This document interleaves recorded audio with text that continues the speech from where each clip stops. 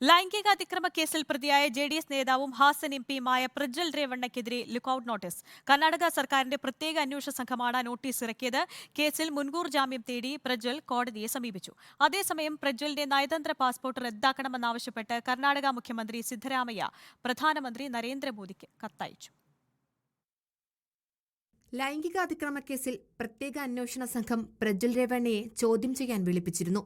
ഹാജരാകുന്നതിനു പകരം അന്വേഷണ സംഘത്തോട് ഒരാഴ്ച കൂടി സമയം വേണമെന്നായിരുന്നു പ്രജ്വലിന്റെ മറുപടി. ഇതോടെയാണ് കർണാടക സർക്കാർ നടപടി കടുപ്പിച്ചത്. ചോദ്യം ചെയ്യലിന് ഹാജരാകില്ലെന്നുറപ്പായതോടെ പ്രത്യേക അന്വേഷണ സംഘം ഇന്ന് രാവിലെ ലുക്കൌട്ട് നോട്ടീസ് പുറപ്പെടുവിച്ചു.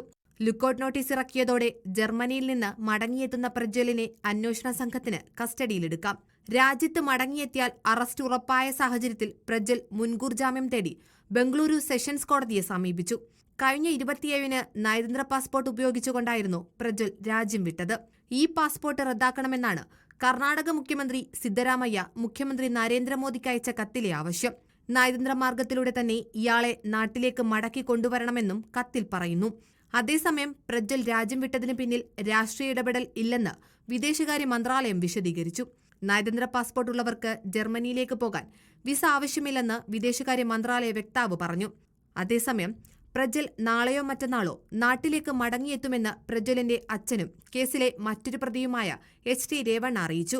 റിപ്പോർട്ടർ, ദില്ലി.